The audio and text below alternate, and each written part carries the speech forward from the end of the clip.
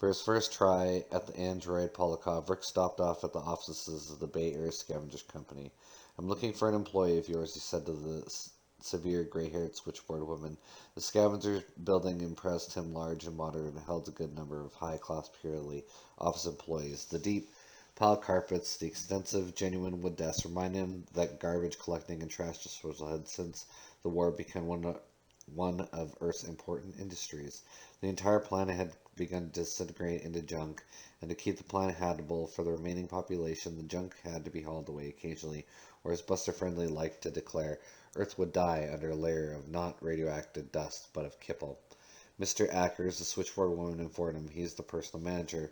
She pointed to an impressive imitation oak desk at which sat a pretty tiny, bespectacled individual, merged with a plethora of paperwork. Rick presented his police ID. "Where's your employee, Polakov, right now? At his job or at home?" After reluctantly consulting his records, Mr. Acker said, "Polakov ought to be at work, flattening hover cars at our Daly City plant and dumping them into the bay. However, the personal manager consulted a further document and picked up his vidphone and made an inside call to someone else inside the building. He's not, then," he said, terminating the call. Hanging up, he said to Rick, "Polakov didn't show up for work today. No explanation. What's he done, officer?" "If he should show up," Rick said. "Don't tell him I was here. Ask about him, you understand?" "Yes, I understand," Acker said sulkily, as if his deep schooling in police matters had been derided. In the department's beefed-up hover car, Rick next flew to Polakov's apartment building in the Tenderloin. "We'll never get him," he told himself. "They, Bryant, and Holden waited too long. Instead of sending me to Seattle, Bryant should have sicked me on Polakov. Better still, last night, as soon as Dave Holden got his." "What a grimy place," he observed as he walked across the roof to the elevator.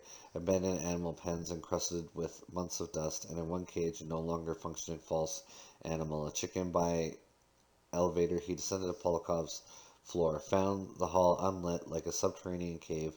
Using his police A-powered seal beam light, he illuminated the hall, once again glanced over the unseen carbon. The Voight-Kampff test had been administered to Polakov. That part could be bypassed, and he could go directly to the task of destroying the android. Best to get him from out here, he decided. Setting down his weapons kit, he fumbled it open, got out a non-direct Penfield wave transmitter. He punched the key for catalepsy, himself protested against the mood emanation by means of a counter-wave broadcast through the transmitter's metal hull directed to him alone.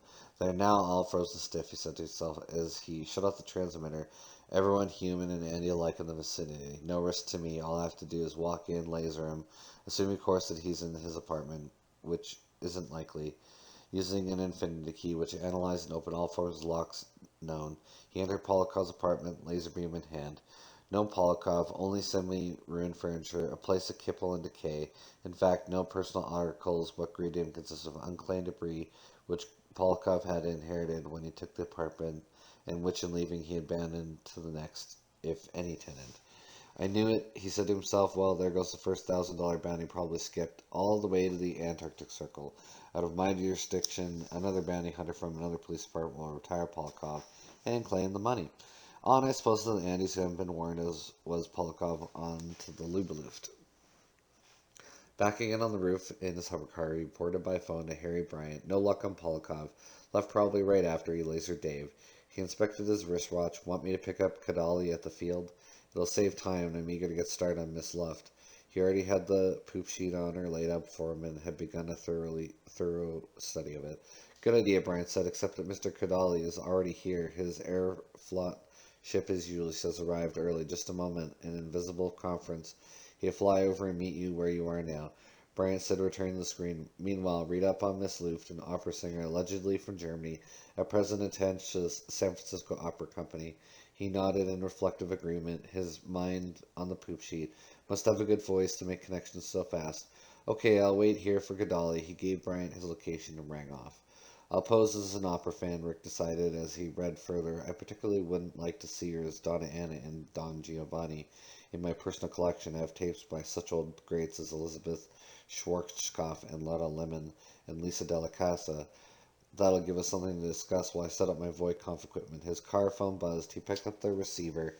The police operator said, "Mr. Decker to call for you from Seattle." Mr. Bryant said to put it through to you from the Rosen Association. Okay, Rick said and waited. What did they want?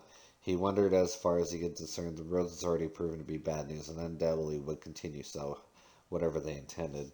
Rachel Rosen's face appeared on the tiny screen. Hello, Officer Deckard. Her tone seemed placating that caught his attention. Are you busy right now or can we talk to you? Go ahead, he said. We of the association have been discussing a situation regarding the escape nexus and knowing Nexus 6 types, and knowing them as we do, we feel that you have better luck if one of us works in conjunction with you. By doing what? Well, by one of us coming along with you when you go looking for them. Why? What would you add? Rachel said the Nexus 6 would be wary at being approached by a human, but if another Nexus 6 made the contact, you specifically mean yourself. Yes, she nodded, her face sober. I've got too much help already, but I really think you need me. I doubt it. I'll think it over and call you back at some distant, unspecified future time, he said to himself, or more likely, never. That's all I need, Rachel Rosen popping up through the dust at every step. You don't really mean it, Rachel said. You'll never call me. You don't realize how agile and illegal escape Nexus 6 is, how impossible it'll be for you. We feel we owe you this because of, what we did. I'll take it under advisement. He started to hang up. Without me, Rachel said, one of them will get you before you can get it. Goodbye, he said, and hung up. What kind of world is it? He asked himself when an android phones up a bounty hunter and offers him assistance. He rang the police operator back. Don't put any more calls through to me from Seattle, he said. Yes, Mr. Deckard. Has Mr. Godai reached you yet? I'm still waiting, and you'd better hurry because I'm not going to be here long. Again, he hung up. As he resumed reading the poop sheet on Luba Luft, a hover car taxi spun down to land on the roof a few yards off from it. A red-faced, cherubic-looking man, evidently in his mid-50s, wearing a heavy and impressive Russian-style greatcoat, stepped and, smiling, his hand extended, approached Rick's car. Mr. Deckard, the man asked with a Slavic accent, the bounty hunter from San Francisco Police Department. The empty taxi rose, and the Russian watched it go absently. I'm Sander Kadali, the man said, and opened the car door to squeeze in beside Rick. As he shook hands with Kadali, Rick noticed that the WPO representative carried an unusual type of laser tube, a subform which he had never seen before. Oh, this, Kadali said. Interesting, isn't it? He tugged it from his belt holster. I got this on Mars. I thought I knew every handgun made, Rick said, even those manufactured for use in the colonies. We made this ourselves, Kadali said, beaming like a Slavic Santa. His ruddy face inscribed the pride. You like it? What is different about it, functionally, is here.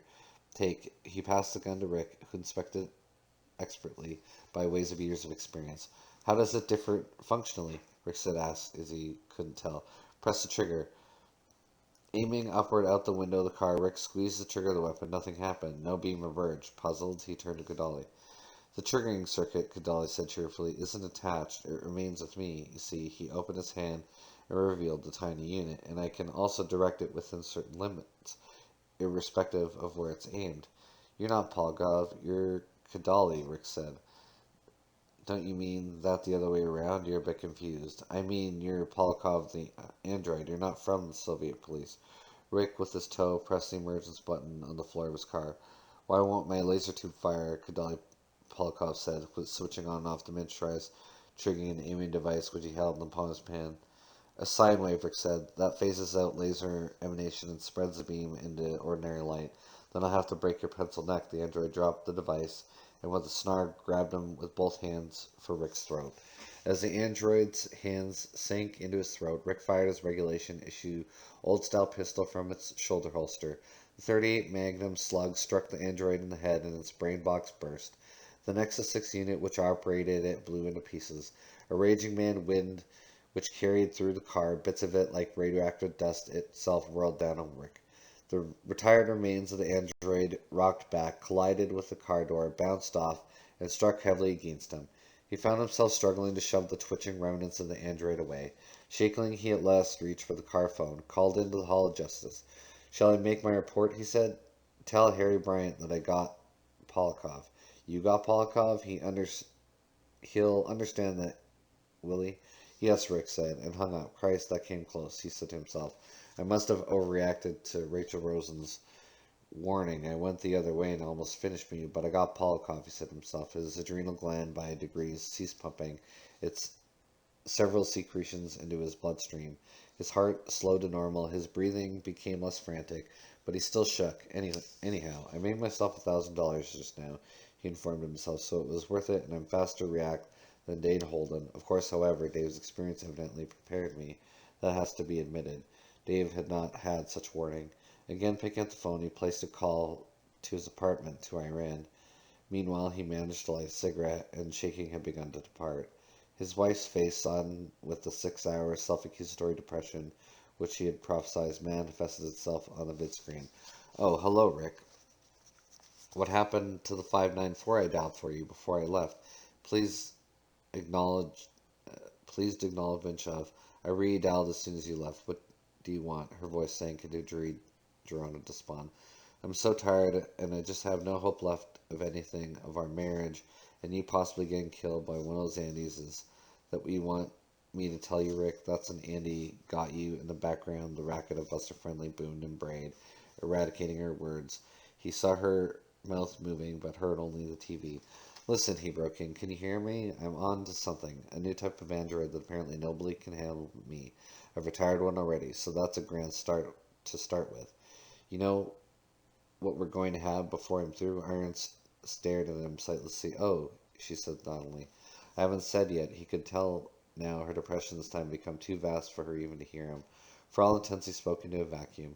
I'll see you tonight, he finished bitterly and slammed the receiver down. Damn her, he said to himself. What good does it do my risking my life? She doesn't care whether we own an ostrich or not. Nothing penetrates. I wish I had gotten rid of her 2 years ago when we were considering splitting up. I can still do it, he reminded himself. Broodingly, he leaned down, gathered together on the car floor his crumpled papers, including the info on Luba Luft. No support, he informed himself. Most androids have known more vitality and desire to live than my wife. She has nothing to give me. That made him think of Rachel Rosen again. Her advice to me as the Nexus 6 mentality, he realized, turned out to be correct. Assuming she doesn't want any of the bounty money, maybe I could use her. The encounter with Kadali Polakov had changed his ideas rather massively. Snapping on his hovercar's engine, he whisked nippity-nip up into the sky, heading toward the old War Memorial Opera House, where, according to Dave Holden's notes, he could find Luba Luft this time of day. He wondered now about her. Some female androids seemed to him pretty. He had found himself physically attracted by several, and it was an odd sensation, knowing intellectually that they were machines, but emotionally reacting anyhow. For example, Rachel Rosen. No, he decided, she's too thin, no real development, especially in the bust. A figure like a child's, flat and tame. He could do better. How old did the poop sheet say Luba Luft was? As he drove, he hauled out the now wrinkled notes, found her so-called age, 28. The sheet read, judged by appearance, which with Andy's was the only useful standard. It's a good thing I know something about opera, Rick reflected. That's another advantage I have over Dave. I'm more culturally oriented. I'll try one more, Andy, before I ask Rachel for help. He decided if Miss Luft proves exceptionally hard, but he had an intuition she wouldn't. Polakov had been the rough one, the others unaware that anyone actively hunted them, would crumble in succession, plunged like a file of ducks. As he descended toward the ornate, expansive roof of the opera house, he loudly sang a potpourri of arias with pseudo-Italian words made up on the spot by himself, even without the Penfield mood organ at hand. His spirits brightened into optimism and into hungry, gleeful anticipation.